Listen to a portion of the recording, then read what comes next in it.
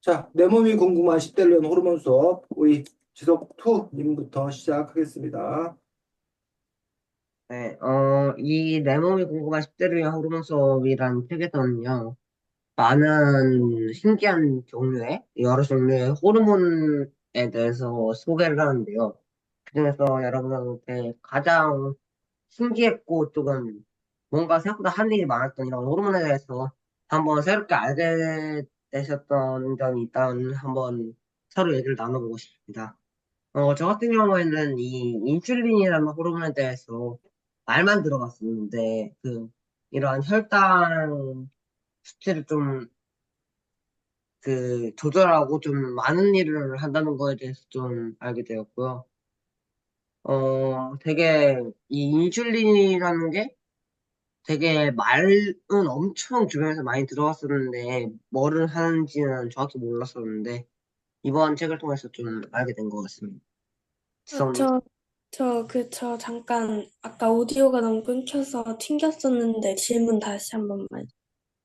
그러니까, 가장 인상 깊었거나 기억에 남았던 그런 호르몬에 대해서 한번 여쭤보겠습니다. 네. 지성님.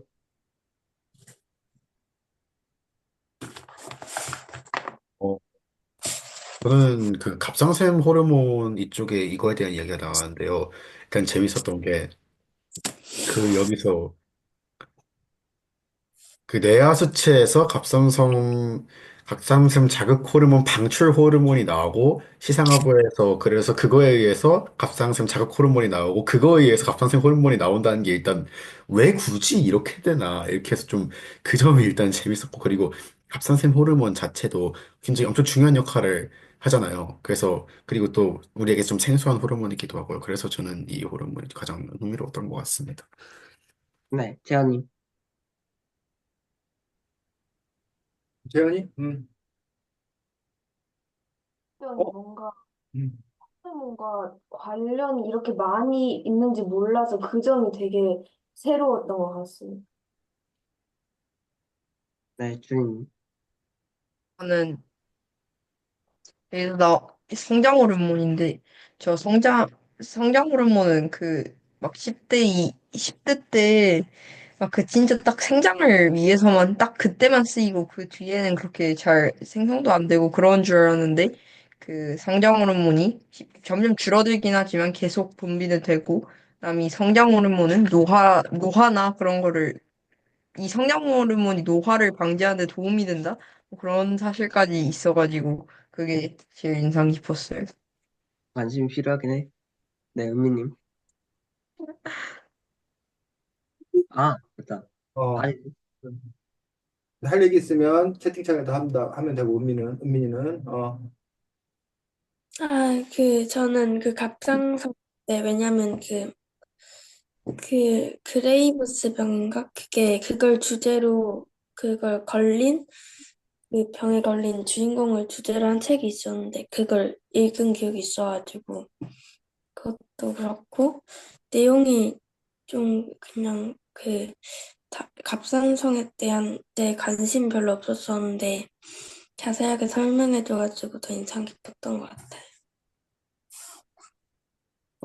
그리고 이 책의 그 초반에 그 41페이지를 보면은 세계에서 가장 키가 큰 술탄 펜슨과 그리고 가장 키가 작은 찬드라 단기에 대해서 나오는데요. 이 둘의 키 차이는 거의 약 5배 조금 안 되는 키 차이로 엄청난 키 차이를 보여주는데, 그, 만약에 자기가 이 둘 다 호르몬이 두 개가 고장난 거잖아요? 이 칼슘 같은 경우에는 억제 호르몬이 고장났고, 그리고 찬드라단기 같은 경우에는 그 분비된 호르몬을 몸에 사용하는 그런 호르몬이 고장난 건데, 만약에 자신이 둘 중에 어느 한 몸이 된다고 하면은 어떤 몸이 되는 게 뭔가 조금 더 살아가기에 불편함이 적을까라는 그 고민을 한번 여러분들과 한번 나눠보고 싶습니다. 저 같은 경우에는 그래도 그러니까 너무 크면은 조금 살아가는데 불편함이 있을 것 같다고 생각은 하는데, 그래도 저렇게 키가 작은 것보다는 좀, 어느 정도 불편을 감수하더라도 저 정도 그래도 키가 큰 게 낫지 않을까 저는 생각을 합니다. 네. 재한님. 저도 그래도 키가 지나치게 큰 것보다는 작은 게 더 덜 불편할 것 같아서 그렇게 생각을 해요. 네, 하디님. 저는 키가 작은 게 저도 더 나을 것 같아요. 너무 크면은 좀 천장에 모래도 자주 박을 것 같고 그래가지고 작은 게 나은 것 같아요. 준이님. 외적으로는 막 키가 큰 게 훨씬 더 낫긴 하죠. 근데 막 여기 나오는 것처럼 키가 막 2m 40, 70 그 정도 되면 뭐 많이 한 20대 초반에서 거의 대부분 많이 죽는다 하더라고요. 여기 막 너무 키가 크면 발목에 무리가 가가지고 여기 발목 부분에서 뭐 파열 같은 게 많이 생겨가지고 그래가지고 일찍 죽는 경우가 많다. 이 정도로 큰 거는 좀 아닌 것 같아요. 그래가지고 어 굳이 하나를 선택하지는 않을 것 같은데 어쨌든 너무 키가 크면 불편할 것 같긴 합니다. 네. 지성님. 이제 이거는 준이와 지석이를 비교하면은 딱 그 정답을 알 수 있는데요. 지석이는 키가 크고 준이는 키가 굉장히 작거든요. 그래서 근데 보면은 지석이는 살아가는데 전혀 불편함이 없지만 준이는 키가 작은 것 때문에 많은 불편함을 느껴요. 아닌지, 그렇기 아니, 때문에 선생님. 제가 162고 지성이가 175인가? 뭐 그 정도 돼요? 근데 야, 박수. 내가 말하고 175는, 있었어요. 음, 아, 그냥 좀만 참아. 뭐, 네. 그래서 확실히 현실적으로 봤을 때도 조금만 키가 작더라도 불편함이 좀 꽤 있는 편이기 때문에 오히려 작은 것보다는 큰 게 낫지 않을까 생각이 듭니다. 네, 알겠습니다. 네. 선생님. 네, 아까 누가 얘기했던데, 이 작은 요 분은, 그러니까 75세로 돌아가셨다고 합니다. 그리고 누구야, 술탄 쾌시는 다행히 지금까지 살아있다고 합니다. 지금 82년생이니까 지금 나이로 하면 40, 뭐 42? 네. 42세 정도 된 그런 부분들인데 대부분 이제 어쨌든 뭐 말단 비대증 이런 것 때문에 이제 많이 고생들 한다고 그래서 어, 네, 키 작은 거 선택하겠습니다. 알겠습니다. 저는 여기까지 하겠습니다. 네, 수고했습니다. 아, 아까 재현이가 뭐 호르몬에 대해서 여러 가지 것들을 알게 되었다, 뭐 또 다른 사람도 얘기했었는데 선생님이 이제 그 생물학 관련되어서 책을 읽으면서 몇 가지 충격받는 것들이 예를 들면 모든 게 다 DNA 때문이다. 라는 식으로 결론이 나는 것들을 보면서 뭐 이기적 유전자 뭐 이런 책인데 상당히 유명한 책이지. 그래서 DNA 때문이다라는 식으로 이렇게 결론이 나서 상당히 좀 이렇게 허탈한 뭐 이런 부분도 없지 않아 있었고 또 하나 이제 이 책을 읽다 보면 또 상당 부분 많은 것들이 다 뭐 때문이다? 호르몬 때문입니다. 호르몬. 라고 얘기를 합니다. 그래서 뭐 우울증이니 뭐 이런 것들 마음의 병 뭐 이런 것들도 심지어는 다 결국은 호르몬 때문이다. 라고 이제 얘기를 해서 그래서 실제로 선생님 주변에 정신과 치료를 받는 분들이 꽤 많아졌어. 정신과 치료를 꽤 받는 분들이 많아진 이유가 몇 가지 이유가 있어. 어떤 이유가 있을까? 갱년기? 갱년기? 옛날에는 갱년기 없었는데 요즘에만 갱년기 있는 거야? 아, 정신과 치료를 받는 사람이 별로 없었는데 현대 들어서 정신과 치료를 많이 받게 된 이유. 좀 인터넷과 음, 관련돼서 음. 외부 활동이 적어지니까 그로 인한 실내 활동하고 외부 활동을 정해서 정신질환이 많이 발생해서 정신과 치료를 받는 사람이 많아졌다. 지석2의 생각은 그럴 수 있네. 그럴 가능성이 있고 또 다른 사람들은 싸가지 없는 아이들이요. 어?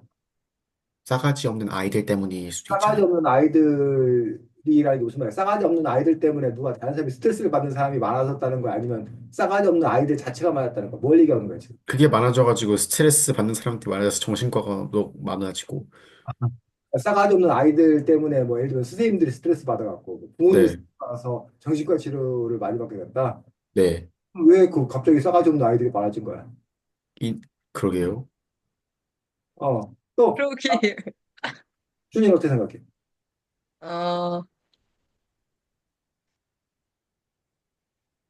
어, 지석투 말이 저도 맞는 것 같아요.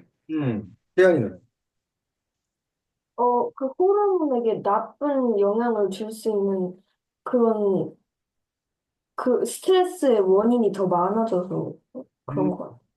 그러니까 그 사람에게 별로 안 좋은 호르몬 분비, 나쁜 호르몬이 분비되는 그 예를 들어 무슨 뭐 우리가 그 뭐지? 호르몬 유발 물질 뭐 그런 거 있잖아.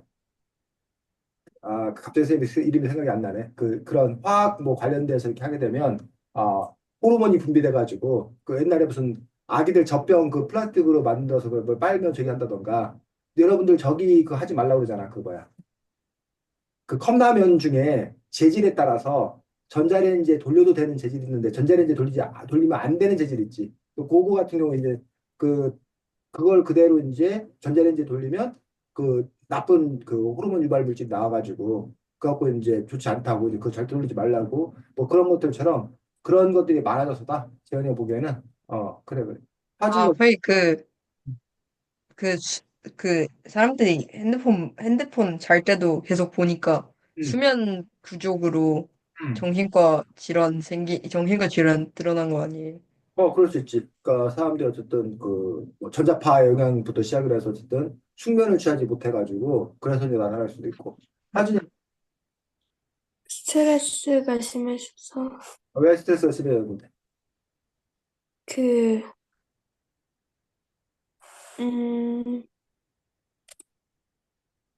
다양한 문제로 그 그 갈등이나 그렇지. 우리가 한국 사회 특히 이제 상당히 경쟁 사회이고 뭐 이러다 보니까 그런 부분에서 이제 어떤 스트레스의 증가 뭐 이런 부분 원인으로 삼는 거고 있습니다. 맞습니다, 다들. 선생님 생각에 정신과 치료가 많아진 이유들은 아, 정신과에 대한 문턱이 많이 낮아져서 옛날에는 정신과 치료하면 그냥 뭐 한 사람? 미친 사람이라고 그래서 이제 얘기를 하는데 예를 들어 요즘에 마음에 감기가 걸린 거다. 우리가 감기 걸리면 수학과나 내과 가지고 약 받고 저기 하듯이 그냥 우울증이나 뭐 이런 여러 가지 정신질환이 그냥 마음에 감기가 걸린 거다라고 해서 그거를 하나의 질병으로 받아들이기 시작을 했는 거예요. 과거에 비해서. 과거에는 그냥 완전히 그 미친 사람, 격리 대상자 이렇게 생각을 했던 그런 부분들. 이런 부분들이 이렇게 있는 거고. 그래서 정신과에 대한 어떤 그런 인식이 많이 낮아졌던 그런 부분들.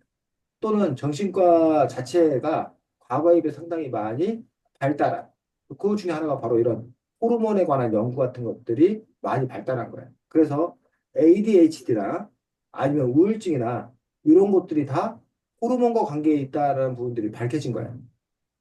그 밝혀졌다는 얘기는 그것에 대해서 뭐 할 수 있는 치료할 수 있는 가능성이 높아진 거예요. 그런 점에서 이제 이른바 정신과 약, 그 호르몬 치료제 이런 것들을 통해 가지고 실제로 이제 그것들을 조절 가능해지는 부분들을 볼 수가 있고 그래서 여러분 아마 주변 친구들 중에도 정신과 약을 알게 모르게 복용하는 친구들이 아마 있을 거라 생각이 들고 어른들 중에도 그렇게 이제 호르몬제를 이렇게 투여를 함으로써 이렇게 심리적인 그런 부분들을 조절하는 그런 경우들도 상당히 많이 있는 것도 볼 수가 있습니다. 어쨌든 뭐 키 크는 것부터 시작해서 여러 가지 그 활동들 뭐 살찌는 거 뭐 이런 여러 가지 그 활동들이 다 호르몬과 이렇게 관련되어 있다라는 식으로 이제 설명을 하고 있기 때문에 요 책 같은 건 어쨌든 호르몬 중심으로 이 세상을 또 이렇게 해석하고 바라보는 그런 관점을 갖고 있는 그런 책인 것들을 볼 수가 있습니다. 그래서 이제 대표적으로 이제 나왔던 것들이 우리 지석 후가 인슐린에 대해서 얘기했는데 인슐린 얘기를 왜 들은 거야, 지석투? 네? 인슐린 얘기를 어디서 평상시에 어디서 들은 거야, 인슐린 얘기? 그냥 뭔가 약 같은 곳에서 되게 제약 쪽에서도 인슐린 이 관련돼서 많이 하고 뭔가 또 식품 쪽에서 좀 들어봤던 것 같아요. 그래, 식품 쪽에서. 자, 이 책에서 보면 인슐린하고 같이 나오는 게 뭐야? 당뇨, 당뇨. 당뇨병.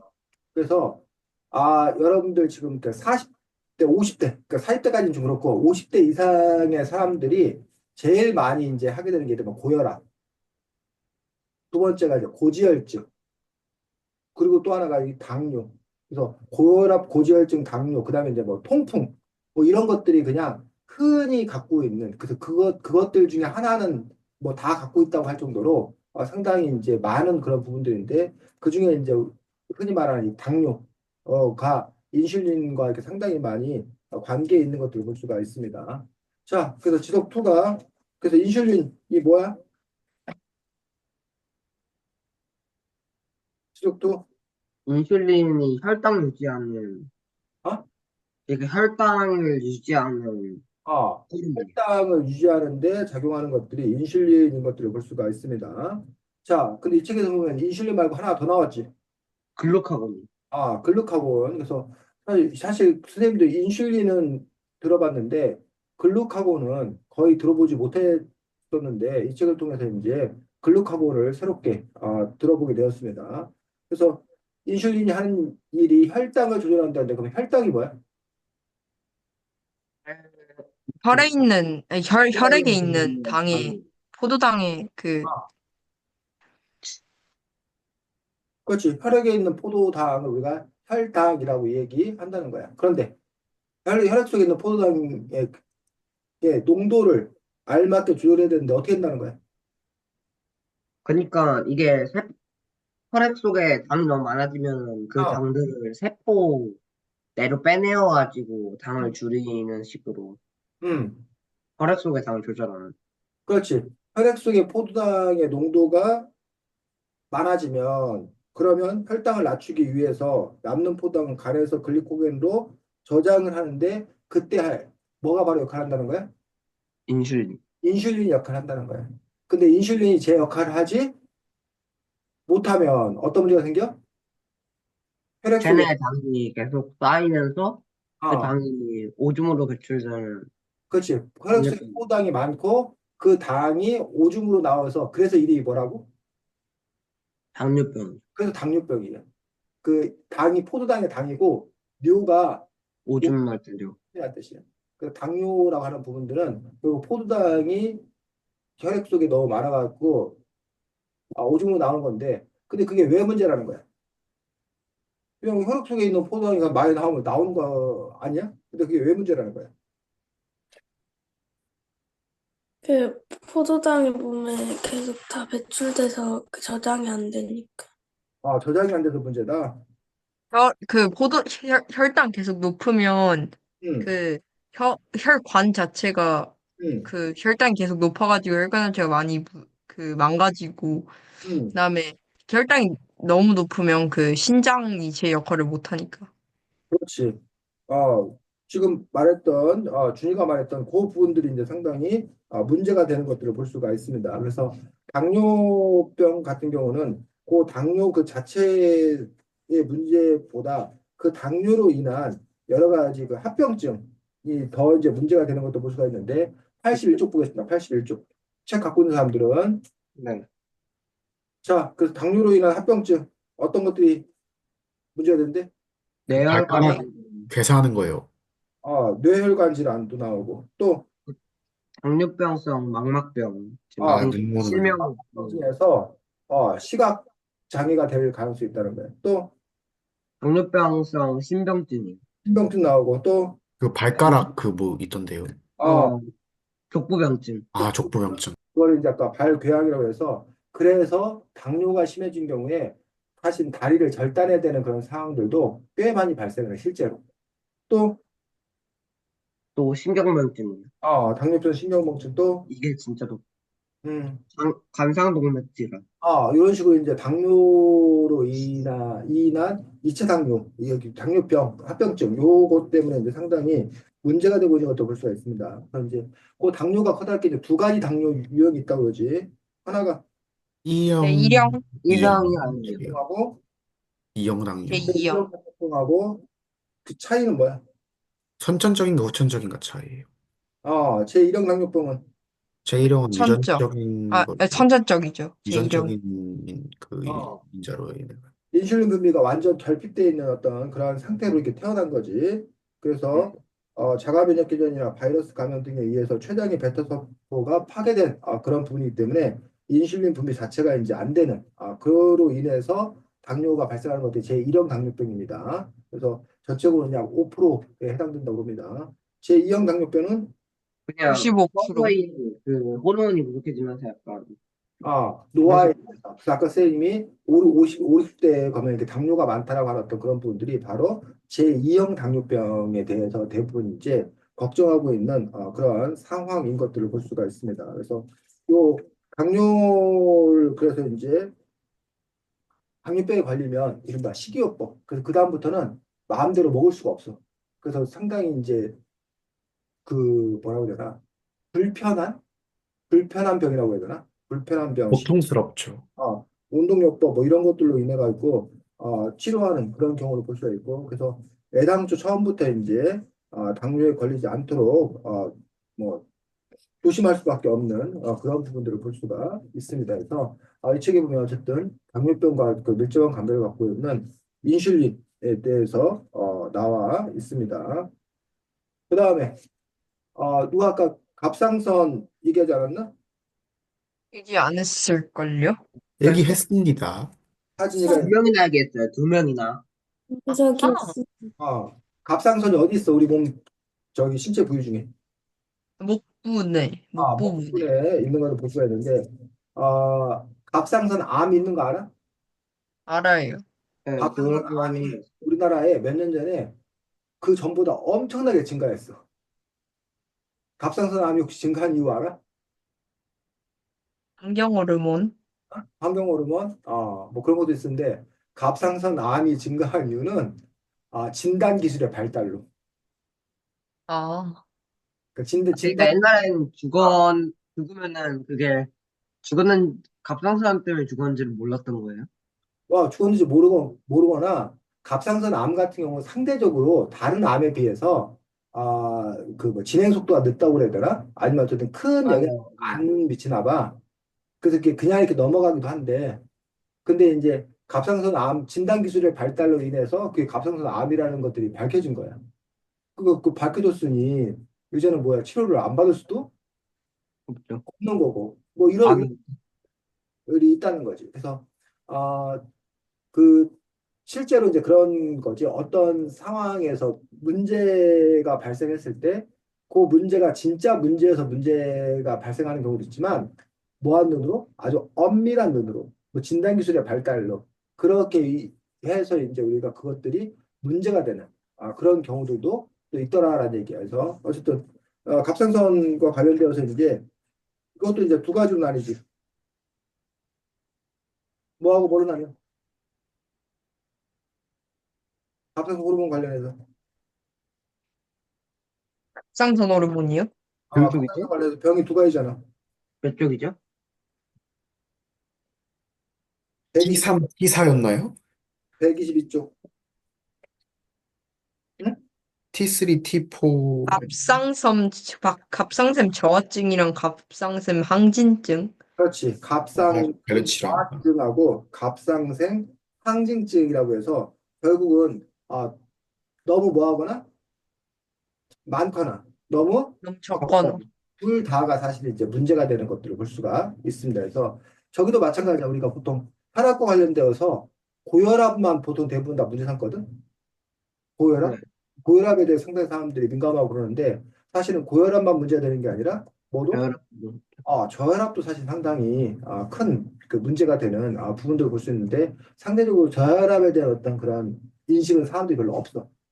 그 드라마나 이런 데서 맨날 막 이렇게 막 소리 지르다가 하고 이렇게 뭐 쓰러져 넘어가고 그래서 우리 고혈압 뭐 이렇게 우리가 이제 그렇게 이제 많이들 여기는 그런 부분들인데 사실 저혈압도 상당히 또 이렇게 문제가 되는 것과 마찬가지로 여기 보면 갑상선 저하증이 있고 갑상선 항진증이 있고 해서 이 갑상선 종에 따라서 이렇게 호르몬 분비에 따라서 또 이렇게 많이 또 이렇게 달라지는 것들을 볼 수가 있습니다. 그래서 갑상선 또 환자들도 우리 주변에 보면 또 상당히 좀 이렇게 의외로 또 이렇게 많은 그래서 그거야.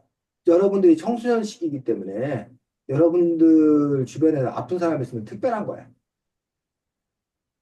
그리고 학교나 이런 공간에 보면 특별히 물론 독감이나 뭐 이런 거 걸리는 사람도 있겠지. 근데 뭐 아픈 사람을 특별히 찾아보기가 어려워. 근데 여러분이 뭐 아파서 병원에 갔어. 그러면 거기 가면 뭐야? 아픈 사람 천지야. 네, 천지예요. 또 내가 어디가 아파. 쌤 예전에 이제 그 눈이 아파가지고 그거 관련해서 이렇게 조사를 하잖아. 그럼 뭐 나도 아파 막 이러잖아. 그럼 세상에 아픈 사람밖에 없는 것처럼 보여. 근데 네. 뭔 거야? 내가 어, 관심 있어서 조사하다 보니까 그 커뮤니티가 모인 거야. 그러니까 네. 그 뭐 아픈 사람밖에 없는 거지. 근데 내가 뭐 몸이 멀쩡해. 그러면 이제 굳이 아픈 사람하고 어울릴 이유가 없고 아픈 얘기도 하지도 않잖아.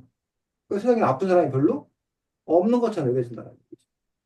그래서 그런 부분들에서 결국 우리의 어떤 그런 인식의 차이에 의해 이렇게 실제의 그 수가 다수여서 많아서 눈에 드러나는 경우도 물론 있고, 근데 그렇지 아니하고 나의 인식, 나의 관심의 범위에 따라서 그것들이 이른바 많다고 과다 표집되는 그런 경우도 또 이렇게 있는 거기 때문에 그런 점에서 이제 우리가 객관적으로 또 이렇게 판단할 수 있는 그런 힘들도 필요하다라고 생각합니다.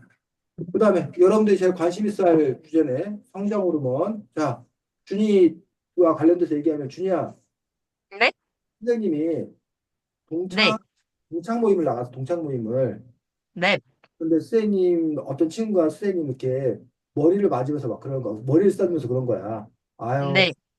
중학교 때 나보다 훨씬 컸었는데 막 이러면서 선생님 머리를 막 쓰다듬어 주는 거야. 네. 나빴거든. 네. 선생님 이 키가 중학교 3학년 때 키가 이 키야. 그 선생님이 중학교 아, 3학년 때 선생님 키가 171, 2 정도 되는데 그때 선생님 키가 그때 정도면 작은 키가 아니었어. 근데 네. 그보다 선생님이 안 큰 거야. 근데 그 친구는 네. 쫙 큰 거야. 그리고 지금은 그 친구가 선생님 머리 쓰다리면서 아이고 선배 옛날에는 나보다 컸었는데 막 이렇게 놀려. 선생님이 그 얘기 하는 이유는 뭐겠어? 이제 저도 지석이를 놀릴 수가 있다. 선생님, 근데 준이 예상키가 지금 현재 제 키보다 작아요. 뭐라고? 준이 예상키가 현재 지금 제 키보다 작아요. 음, 지석 어쩌라고. 벌써 어찌도 그 성적으로 벌써 나왔어? 아, 근데 성적은 제가 더 좋아해요. 성적. 그거랑 관계 없잖아. 평균 점수 4점 차이 나요. 자, 아이고, 그건 너무 책 보겠습니다. 25쪽. 그래서 키가 자라지 않는 이유와 관련되어서 뭘 얘기하고 있습니까? 26쪽.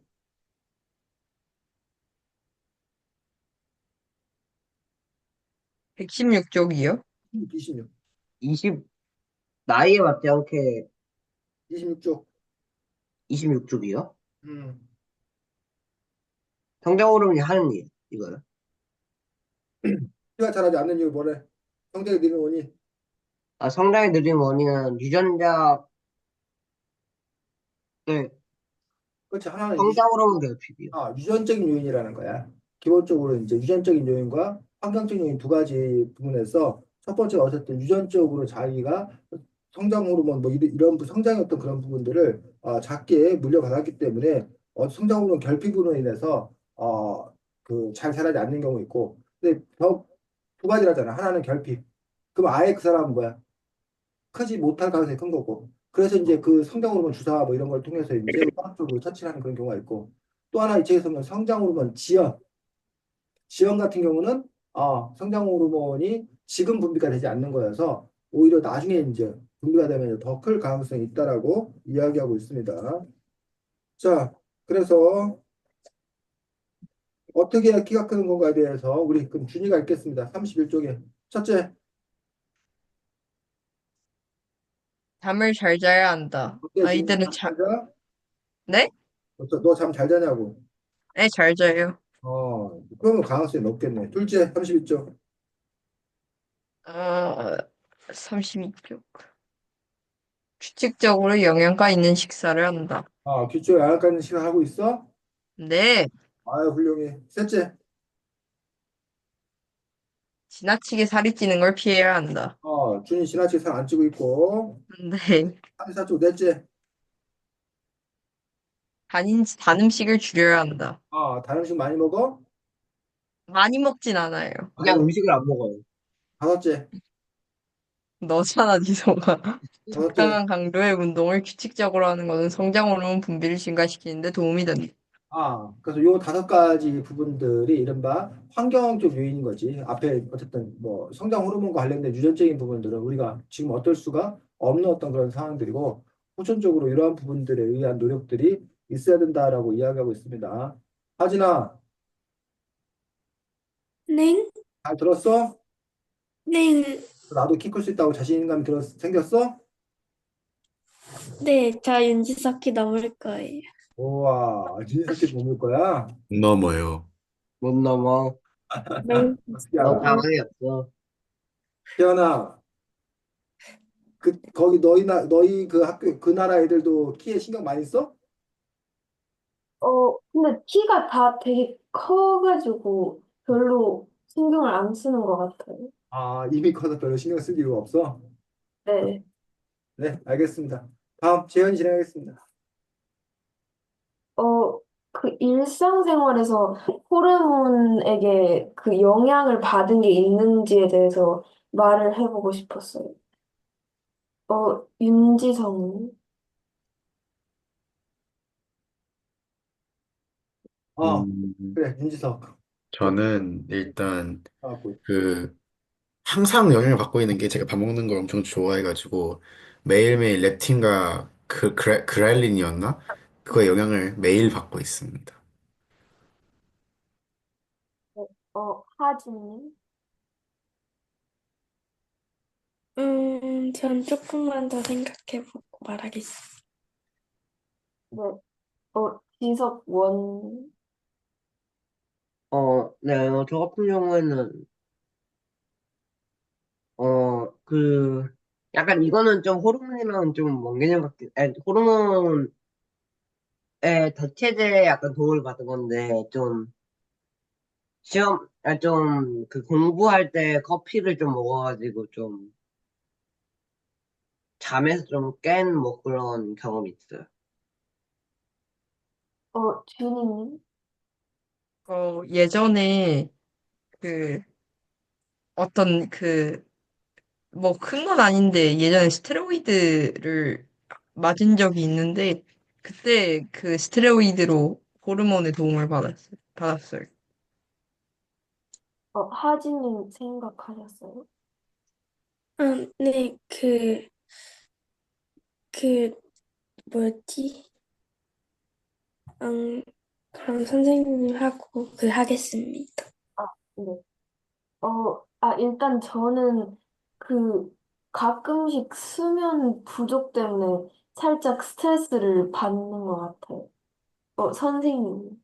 네, 저도 우리 지석 원님처럼, 자꾸만 배고파지는 이유가 관련되어서, 아, 위로가 되었습니다. 아, 내 탓이 아니구나. 호르몬 때문이구나. 그렐린 탓이네요. 네. 네, 일단 여기까지 하겠습니다. 음, 하진이, 기껏 찾아놨더니 재현이가 다시 안 시키고 끝내버리지. 열받지? 음, 그, 저도 뭐였지? 식욕을 만든 렙틴 그렐틴이었나? 그것도 있는 것 같고, 그 스트레스 대응 호르몬도 네, 가끔씩 영향을 주는 것 같아요. 자, 선생님과 지석원의 그 뭐지? 핑계를 댈 수 있는 우리가 살찌는 이유, 배고파지는 이유에 대해서 지금 또 어떻게 호르몬을 가지고 설명하고 있는지 잠깐 한번 살펴보고 넘어가도록 하겠습니다. 책 84쪽,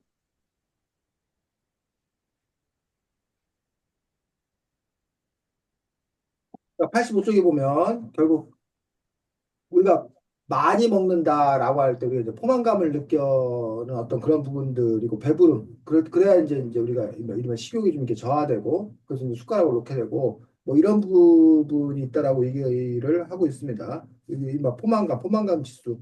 근데 이 것들도 뭐랑 관련돼 있다는 거야? 호르몬과 관련돼 있다는 거야. 그래서 그 호르몬이 뭐야? 포만감과 관련된 호르몬. 렙, 렙틴. 어, 렙틴이요.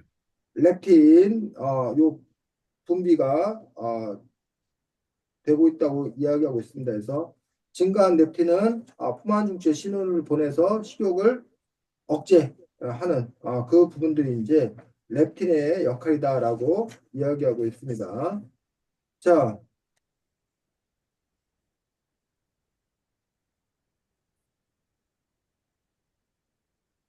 그다음에 91쪽에. 그래서 배부르면 어쨌든 그 렙틴이라는 호르몬에 의해서 포만감을 느껴서 그만하게 하는데 반면에 반대적으로 우리가 혈당 수치가 떨어지면 그렐린. 그렐린이라는 호르몬이 분비가 그럼으로써 이제 우리가 배고프다는 어떤 그런 신호가 늘려지고 그러면 이제 다시 이제 우리가 그것들을 음식을 섭취하게 되고 그러한 그 작용을 하고 있다라고 이야기하고 있습니다. 그래서 그 두 가지 호르몬이 크다랗게 우리의 식사와 관련된 그런 부분을 볼 수가 있고 86쪽 그런데 음식마다 포만감을 주는 것들이 서로 다르다라고 나와 있는 부분을 볼 수가 있습니다. 그 부분 찾은 사람 한번 읽어줘 볼까? 86쪽 첫 줄부터. 삶은 감자의 포만감 지수는 크루아상보다 무려 7배나 높다.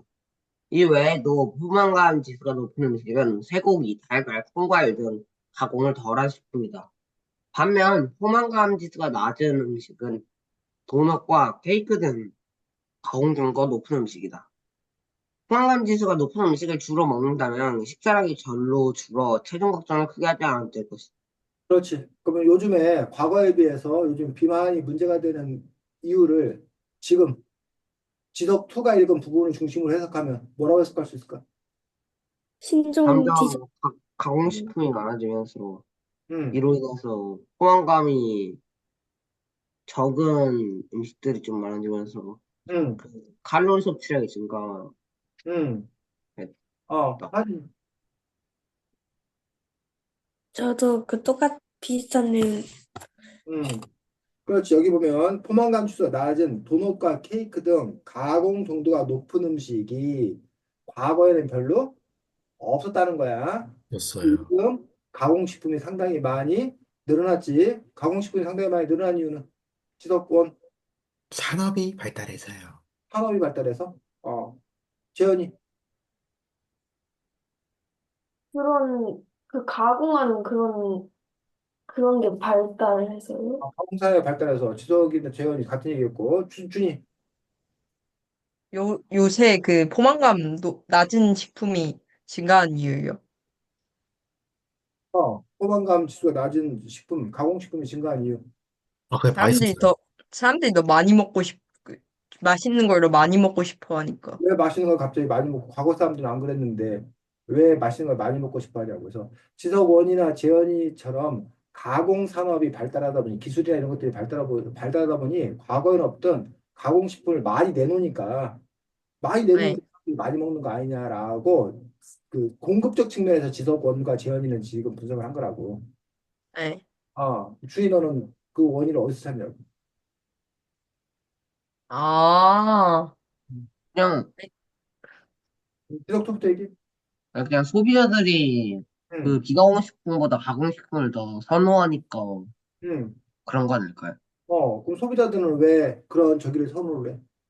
편리하고 맛있으니까. 맛있으니까요. 가공식품 왜 선호를 해? 맛있으니까. 맛있으니까요. 맛있으니까. 이 부분들도 있을 거고, 현대인들이 바빠. 네, 편리하죠. 바쁘다 보니까 집에서 그 음식을 이렇게 해 먹을 수 있는 어떤 그런 시간적 여유나 이런 것들이 없죠. 없다 보니까 그냥 뭐 간편식, 아니 패스트푸드, 뭐 이런 걸 갖고 이렇게 먹는 것들이 일상이 돼 버린 거지, 사실은. 그러니까 그런 부분들도 상당히 문화적으로 이렇게 큰 이유가 됐다는 거예요. 그래서 우리 예전에 그 책 보지 않았어? 제2차 세계대전이 미친 영향. 2차 세계대전 전에는 1, 2차 세계대전 전에는 주로 남자들이 일을 하고 여자들이 집에서 살림하는 그런 구조였잖아. 그러다 보니까 여자들이 집에서 뭐 했다는 거야? 우리 요리를 다 해서 집에서 밥을 먹는 경우가 많았다는 거야. 근데 1, 2차 세계대전 때 뭔 일이 발생한 거야? 한일, 여, 총, 여성의 그 사회적 진출. 남자들은 군대에 가야 되고, 그러면 이제 공장에서 일할 사람이 부족하니까 그 예, 공장의 맞아. 상업 노동자로 누가 여자들이 여자들이. 나와서 일을 하게 되고, 여자들이 네, 나와서 일을 하게 되다 보니까 뭐 집에서 밥할 사람이 없는 거예요. 쉽게 말해서 한마디로. 네, 그러면서 이제 여성들이 바깥 일을 많이 하니까 집안일 할 시간이 그만큼 줄어든 거잖아. 그러면서 네. 그 집안일을 대신하기 위한 뭐 세탁기부터 시작해서 여러 가지 그런 것들이 나온 건 물론이거니와 바로 식생활 부분에서도 그런 이런 가공식품 이런 것들이 뒷받침이 된 거지. 아, 이해가? 네. 네. 그런 것도 이렇게 맞물려 있다는 거야, 맞물려서. 그러면서 이제 그 자체가 시장이 형성되니까 그만큼 아까 지석원이나 재현이가 얘기했던 대로 그러면 가공식품 산업이 이제 발달하게 되고 가공식품 산업이 발달해서 그 맛있으니까 편리하니까 사람들이 더 먹게 되고 이러한 가운데서 자연히 포만감 지수가 떨어지는 식품들이 지배를 하게 되고 그러면서 비만은 높아져가는 그런 부분도 볼 수가 있는 거지. 또 한 가지 생각해 볼 수 있는 거는 과거에는 설탕이나 이런 것들이 상당히 귀했단 예. 말이야. 어. 네. 근데 지금 어쨌든 그런 설탕이나 이런 것들을 만들어내는 그런 기술들이 간단. 어, 발달해지다 보니까 자연스럽게 이런 설탕 뭐 이런 것들에 대한 공급이 활발해진 거지. 그러다 보니까는 여기 가공도가 높은 어떤 그런 음식이 많아진 거고 그 사람들이 이른바 단맛 뭐 이게 자극적인 맛에 이제 길들여져 있다 보니까 그 부분들 때문에 이러한 또 문제가 더 많이 발생하게 되는 이 부분들이 다 이렇게 뭐야 서로 연결 관계를 갖고 있는 것들을 볼 수가 있다는 거예요. 그런 점에서 이제 우리가 개인의 의지로 야 내가 단 거 덜 먹어야 되겠다. 내가 가고 싶은 덜 먹겠다. 라고 이걸 개인의 의지의 문제로 받아들일 수 있어. 하지만 개인의 의지에는 한계가 있어요. 그럼 어떻게 해야 돼? 공장에서 가공식품을 안 만들어야 돼. 공장에서 가고 싶으면 안 만들어야 돼. 뭐 못 만들게. 네, 또 네. 안 팔아야 돼요. 안 팔아야 돼. 그렇지. 그 어쨌든 그 생산 공급적인 측면에서 지금 준이하고 지석이는 금지해야 된다라는 어떤 그런 시스템적 변화를 얘기를 하고 있다는 거지. 또 음, 어떤 사람들은 이렇게 얘기해서 아까 바빠져서 이런 문제가 생긴 거라고 했잖아. 네. 그럼 사람들을 뭐 하게 만들어낸다는 거야? 안 바쁘게. 안 바쁘게 한가하게 만들어낸다는 거야. 한가하게. 여유가 있게. 집에서 밥해 먹어도 되게. 밥해 먹을 시간이 있게. 그렇게 이제 여유롭게 좀 이렇게 만들어야, 그래야 이런 전체적인 그 생활, 삶의 문화, 이런 것들이 바뀔 수 있을 거다라고 그런 차원에서 접근을 해야 된다라고 주장하는 사람도 있다는 얘기지. 근데 그걸 이제 운동으로 풀어야 된다. 아니면 아까 말한 대로 이 캠페인으로 인간의 의지의 문제로 풀어야 된다. 아니면 아까 지석 어디가 주의처럼 생산이라든가 판매를 조절하는 거 문제로 풀어야 된다. 그래서 어떤 문제가 있을 때 그 문제에 대한 해결책이 여러 측면에서 가능하다는 거예요. 그럼 그 중에서 여러분들은 어떤 측면에서 그 문제를 해결하는 것들이 더 바람직하다고 생각하는 건가? 이런 부분도 여러분들이 함께 생각할 수 있어야겠습니다. 자, 다음 3번 이성이요. 네. 제가 물어보고 싶은 거는 여기서 이제 스트레스와 관련된 내용이 나오는데요. 그 그것들은 뭐죠? 스트레스를 받으면은 몸이 이렇게 호르몬에 의해 반응을 한다고 나와 있는데, 그러면은 이제 자신은 평소에 스트레스를 받을 때 어떤 반응을 보이는지, 자신 행동적인 반응이 어떤 게 나오는지 얘기를 묻고 싶은데요. 일단 저는 좀 약간 멍해지고요. 그리고 이를 갈아요. 진짜 좀 많이 스트레스가 심하면 이를 이렇게 갑니다. 네, 이렇게 갈아요. 그리고 네, 그 정도 있습니다. 지성님. 저는, 어, 입맛이 없고요. 원래도 없었지만. 그리고, 어, 두통?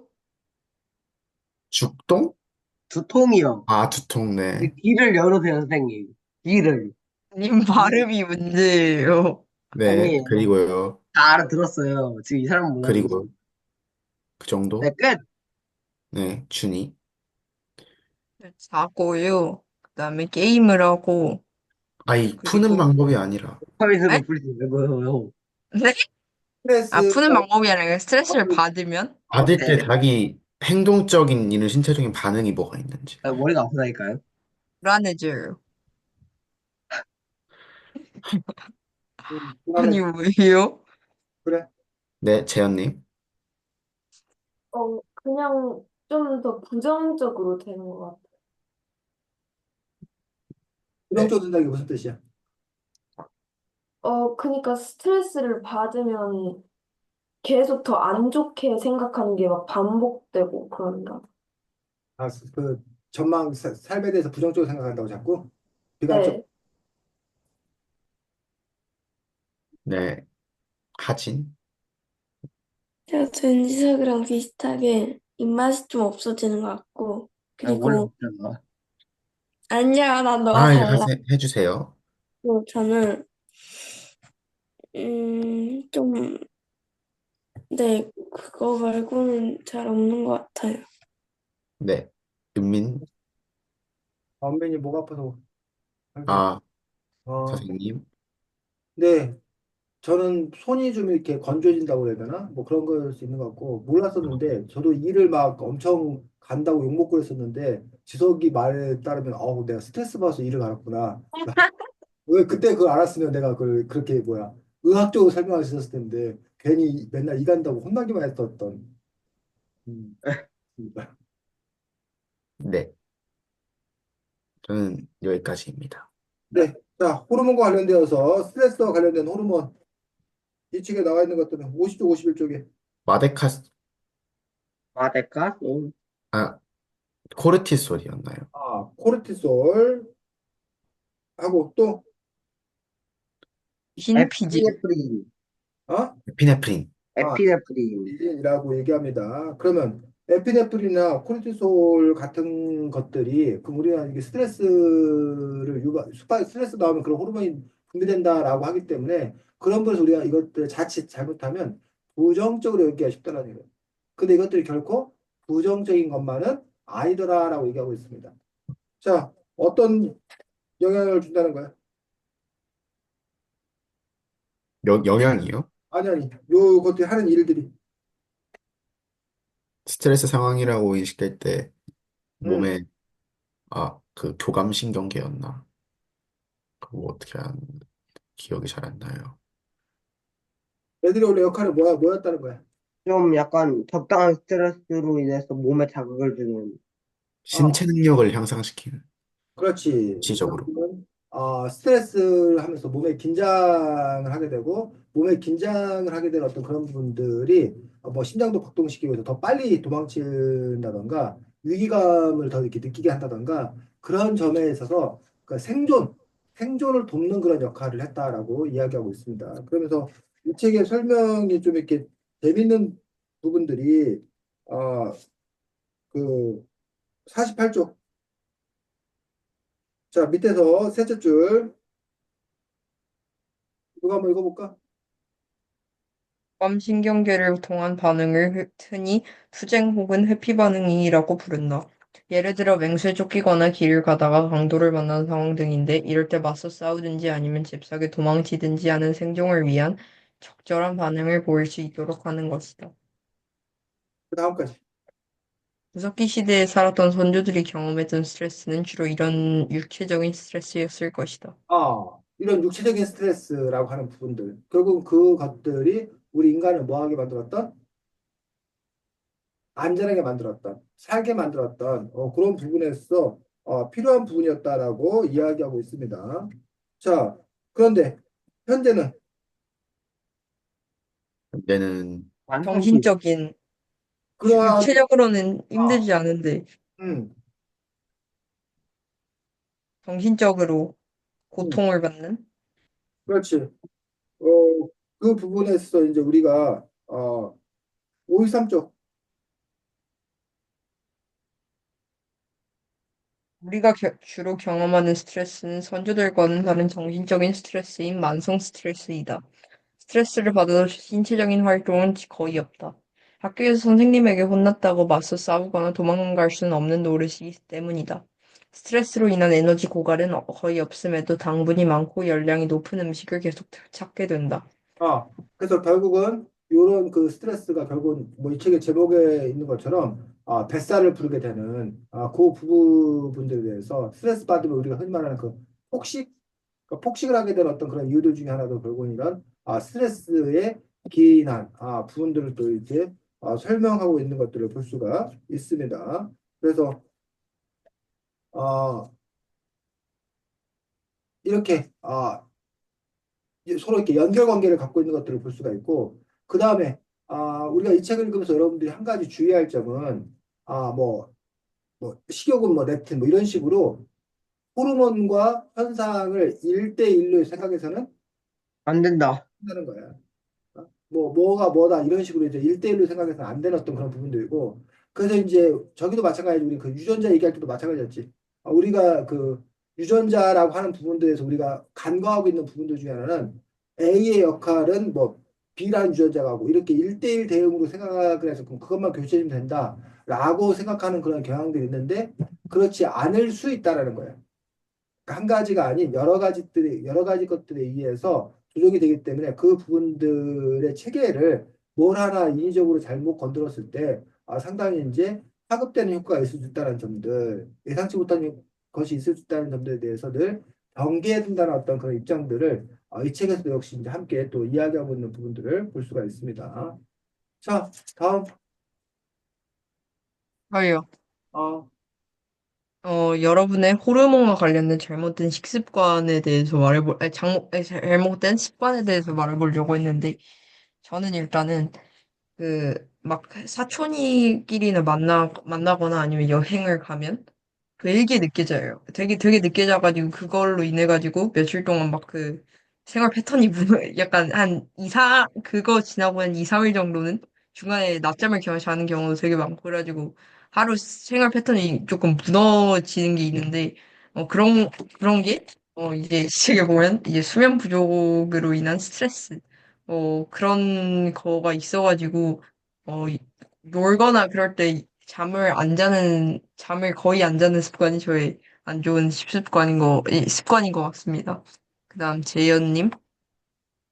어, 저도 그 잠을 일찍 잘 때도 있고, 늦게 잘 때도 있고, 그리고 또 밥을 먹는 시간이나 이런 게 되게 불규칙한 것 같아서 그런 점이 개선될 것 같습니다. 네. 그 다음에, 지덕투님.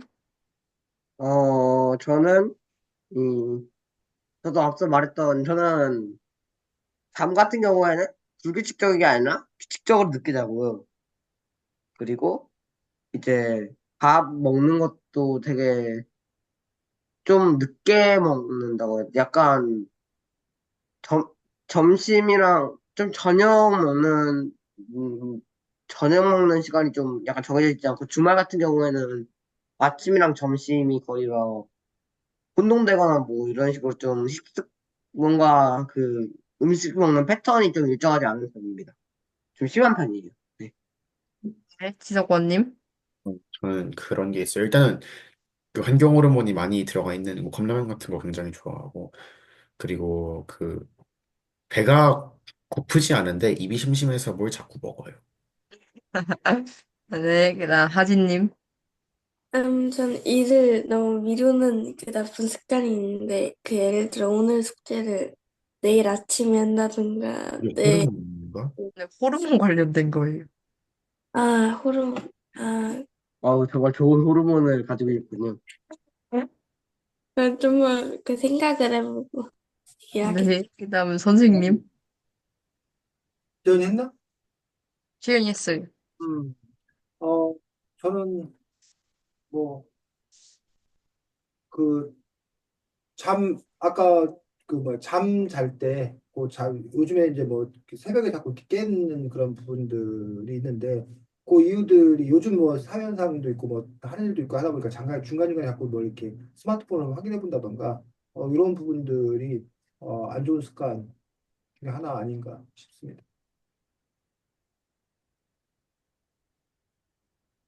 준이, 네, 네, 감사합니다. 저 여기까지 하겠습니다. 음, 아직 얘기했나? 저는 그, 일단, 음, 간식을 많이 먹어가지고, 그, 저녁 먹는 시간이 좀 늦어지거나, 네, 그런 안 좋은 습관이 있는 것 같아요. 네. 여기까지 하겠습니다. 그다음 누구 남았지? 유효신이요. 데이, 안 했던 것 같아요. 저, 하진만 남은 거야? 하진. 여기 책에 나오는데 스마트폰 이 스트레스에 많은 영향을 미친다고 하는데, 여러분들은 스마트폰을 그, 의, 얼마나 의지를 하고 있는 것 같은지에 대해 물어보고 싶은데, 저는 일단 보통 엄청 심하진 않은 것 같은데, 일단 스마트폰으로 하는 게임을 좋아하기도 하고, 친구들이랑 하는 연락도 좋아해가지고, 그래도 어느 정도 의지는 하고 있는 것 같아요. 그래야 연락은 기본적으로 해야 된다고 생각.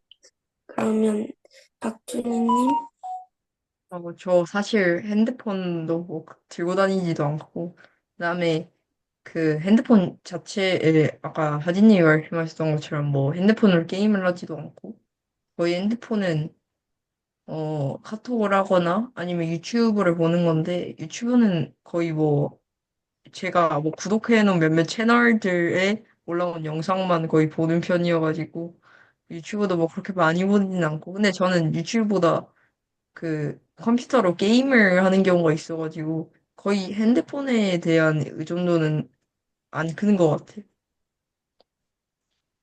네, 그럼 윤지석 원님, 저는 핸드폰에 대한 의존도는 엄청 크지 않고요. 그리고 애초에 SNS 같은 거를 안 해가지고 해봤자 카톡 이런 것밖에 안 해서 그런 거에 대한 의존도 딱히 거의 없는 편입니다. 예. 그럼 윤지석 투님, 물론 핸드폰 같은 경우는 좀, 그래도 이 중에서는 제가 좀 많이 사용하는 편인 것 같은데, 여기 워낙 너무 청량한 사람들밖에 없었고, 근데 그래도 밖으로 나가면 그렇게까지 많이 사용하는 입장은 아니라고 저는 생각을 합니다. 애초에 폰을 2시간 이상을 사용하지 않습니다. 그럼 재현님, 어, 저도 핸드폰을 많이 안 사용하는 것 같고, 그냥 컴퓨터나 TV를 더 많이 보는 것 같아요.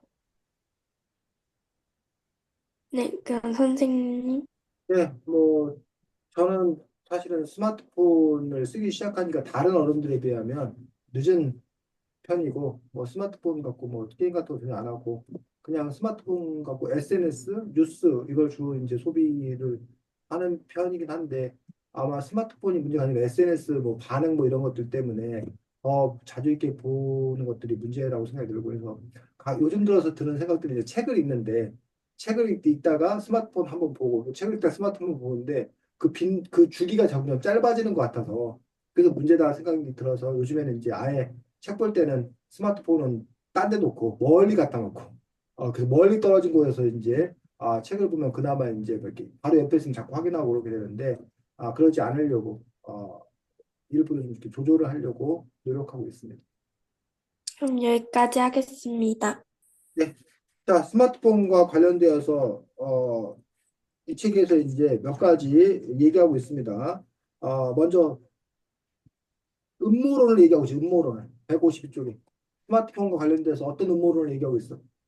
52요? 일부러 이렇게 중독되게 만든다. 어, 스마트폰 제조사에서 또는 어플리케이션. 을 만드는 사람들이 스마트폰에 중독될 수 있도록 유도한다라고 하는데 거기에도 이제 이른바 호르몬의 어떤 그런 부분과 관련됐다는 거지. 거기 관련된 호르몬은 뭐야? 화민. 도파민. 도파민. 도파민키. 도파민이 분비되면 보통 사람들이 좋아 안 좋아? 좋아요. 좋아요. 한 말 쾌락을 느끼게 한다는 거지. 그래서 그래서 마약을. 아, 요 결국은 뭐 SNS나 뭐 이런 스마트폰 게임 마찬가지로 해서 이렇게 도파민을 증가한 어떤 그런 경험들, 쾌락을 경험하는 부분들로 인해서 스마트폰에 빠져들 수밖에 없게 만드는 부분들이 어, 기여하는 부분이라고 얘기하고 있습니다. 자, 또 한 가지는 157쪽에 반대로 스마트폰을 사용하지 않으면 불안감을 느껴요. 뭐 어떤 거 음, 아까 앞에서 나왔던 뭐였어? 코르티솔. 그래서 코르티솔이 아하. 하게 함으로써 사람들에게 조바심과 불안감을 일으킨다는 거야. 그러니까 하면 도파민을 줘서 행복하게 만들고 안 하면 코르티솔이 분비돼가지고 불안하게 만들고 그런 것들 때문에 자꾸 우리가 스마트폰에 몰두할 수밖에 없다라는 걸로 이 책에서는 이제 설명을 하고 있습니다. 그리고 스마트폰에 의해서 바로 이 코르티솔 각성 반응 때문에 여러 가지 이제 부작용이 나타날 수 있기 때문에 그 부분에서 이제 조심해야 된다. 결국 아까 코르티솔 수치, 스트레스 지수가 높아지면 발생하는 어떤 그런 부분이 많은데 바로 이 코르티솔 수치를 높이는 거에 스마트폰도 일조, 아까 하나의 부분으로서 작용하고 있다라는 것들이 이 책의 어떤 그런 주장인 것들을 볼 수가 있습니다. 그래서 그러면 여러분들이 이제 그 그냥 단지 내가 스마트폰을 안 해야 됐다, 뭐 스마트폰을 뭐 절제해야 되겠다 이런 부분이 문제가 아니라 어, 과학적으로 또는 신체적으로 여러분들이 이런 내용들을 좀 이해한다라면 그 문제에 대한 어떤 그런 해결책들 뭐 이런 것들도 여러분 스스로가 내올 수 있지 않나 싶습니다. 자, 그 다음에 우리가 안 다룬 부분들이 여기 그 바로 앞에 8장 성호르몬이라고 하는 부분들이고 그 성호르몬과 관련되어서 지금 여러분들에게 사실 이 전체 챕터에서 여러분에게 제일 관련돼 있는 건 이 8장 성호르몬 아니야? 너무 어려워요, 근데. 그 생리주기 이런 거. 맞아요. 너무 어려워가지고. 일단은 그 1호부터 너무 길어. 뭐 네. 에스트로겐, 예. 테스토스테론 아니 많아요. 그리고. 호르몬하고 들르기를 이걸 왜 어렵다고 그래? 아, 그 파트가 제일 어려웠어요. 그 이름 말고, 이름은 쉽고, 지석이 말과 다르게, 그, 그 여기 있잖아요. 그 이거, 135쪽에서 137쪽 부분. 그 이거, 139쪽까지. 여기 그 뭐 난소 10개의 원시세포 그냥 이거 성경 시간 다 배우는 거 아니었어? 이런 건 안 배워요. 그래? 안 배우. 예. 재현이도 이게 어려웠어 특별히? 아니면 오히려 쉬웠어 이 부분이? 쉬운 건 아니에요. 되게 복잡했던 것 같아요. 이 자체가 복잡하게 설명한 거야. 남포 생성되고, 뭐 이런. 자, 어쨌든 뭐 이런 과정들을 하진이, 은민이, 재현이는 여성으로 태어나서 이러한 과정을 늘 뭐하고 몸으로 겪고 있는 과정들인 거고 반면에 지석이 준이 지석 후는 뭐 여성이 아니어서 어쨌든 이런 부분들은 아닌 거고 대신 이제 남성 호르몬이라는 부분들이 또 있겠지. 그래서 그 부분에 대해서 얘기하고 있고 여러분 모두에 관련된 것들이 138, 139쪽이야. 뭐가 나와? 갱년기. 아, 그 여러분한테 직접 관련 있는 게 아니라 웰쌤 지금 이 부분을 얘기하고 있는 거야. 예? 이 부분을 왜 얘기할까? 138, 139쪽 얘기를. 세계 제1막이 시작되는 지금 저희가 아? 삽질이기 때문에 어. 뭔가 이 때문에 너희들 제 인생 이막 갱년기도 알아라고 지금 쌤이 여러분한테 알려주는 거라고? 요 얘기를 하는 거라고? 아, 준이가 사춘기가 알려주시는 거. 준비는 1차적이죠. 그렇지. 부모님의 갱년기 주기. 부모님한테 잘 알아. 갱년기 주기? 뭐 자라까지는 아니고 네, 여러분들 부모님이 그러네. 힘은 아니고 이제 앞으로 뭐 이게 이제 갱년기에 아마 이제 뭐 진입을 이제 앞으로 하시겠지. 그래서 그런 부분들에서 여러분들이 엄마 아빠가 왜 저래? 엄마가 왜 저래? 라고 하는 어떤 그런 부분들에서 여러분 부모님은 애가 왜 저래? 그 착했던 그 예뻤던 애들이 도대체 왜 괴물로 바뀌는 거야? 그러니까 라고 하는 지석이가 왜 저렇게 변했을까? 그런 부분에서 여러분 어머니들이 여러분을 이해해야 되는 것처럼 이제는 거꾸로 여러분들이 누굴 이해해야 되는? 부모님을 이해하자. 부모님을 이해해야 되는 그런 부분에서 어떤 요 갱년기라고 하는 그 부분들 특히 이제 뭐 남성들도 갱년기 겪는데 보통 이제 중년 여성들이 더 많은 갱년기를 겪는다라고 보통은 이제 이게 물론 개인에 따라 달라. 근데 그런 부분에서 이 책에 보면 어떤 사춘기부터 시작해서 갱년기까지 어떤 그 부분들이 다 뭐와 관련되어서 성호르몬 호르몬. 관련되어서 그것들이 작용하고 있다라고 이렇게 또 설명하고 있는 부분들을 볼 수가 있습니다. 그래서 그 다음에 그 앞에 어, 몇 장이냐면 6장. 6장에는 뭐에 대해 나와? T가 6대인가요? 그 뼈와 골다공, 뼈 건강과 어, 골다공증. 골다공증 아, 있죠. 이건 또 누구랑 관련된 거야? 할머니요. 할머니, 할아버지. 여러분 할머니 할아버지들 이렇게 특히 노년 건강에서 이제 가장 커다란 문제가 바로 이 골다공증인 거고 그 할아버지 할머니들이 특히 이제 낙상 사고 겨울철에 넘어지시거나 뭐 이런 경우에 그다음에 욕실 같은데 이렇게 바닥 빗고 넘어지시는 경우에 뭐 넘어졌는데 뭐라고 생각할 수 있는데 그 낙상 사고로 인해 가지고 뭐 골반에 뭐 골절 뼈가 부러진다든가 그럼 거기서 끝나지 아니하고 정말 몇 개월 못 사시고 돌아가시는 경우. 준이가 좀 자세히 봐야겠네. 그런 부분에서 이제 이 골다공증이라는 부분들에 대해서 얘기하고 있는데 여러분들이야 지금 현재 이제 사실 아까 성장 호르몬과 관련되어서 그 뼈가 더 이렇게 튼튼해지고 뼈가 또 여기 골다공증이에요. 더 키가 커 저기 골다공증이에요. 야, 그렇게 가야 되는 어떤 그런 부분이 있다라면 그것들이 이제 제대로 잘 분비가 되지 않으면서 이른바 나중에는 이 골다공증으로 가게 되어 가지고 이렇게 상당히 여러 가지 문제를 또 일으키게 되는 그런 부분들을 볼 수가 있습니다. 그래서 어 나뼈는 강력해. 굉장히 심각한 골다공증이에요. 누가 나뼈 강력해. 지석이요, 지석이. 설마 저기 병원 가가지고 쟀는데 그 뼈 골밀도가 너무 떨어져가지고 네. 병원에서 이제 치료받으라고 했는데 제가 안 받는다고 귀찮다고 해가지고 저 최근에 준이보다 많이 먹어. 자 자랑이 아니네. 그래서 이 책을 통해서 여러분들이 선생님 아까 처음에 그 얘기했던 어떤 그런 부분들, 그러니까 우리 사람을 어떻게 이해할 건가라고 하는 어떤 그런 부분에서 뭘 중심으로 이해할 수 있는 방법이 있다는 거야? 호르몬.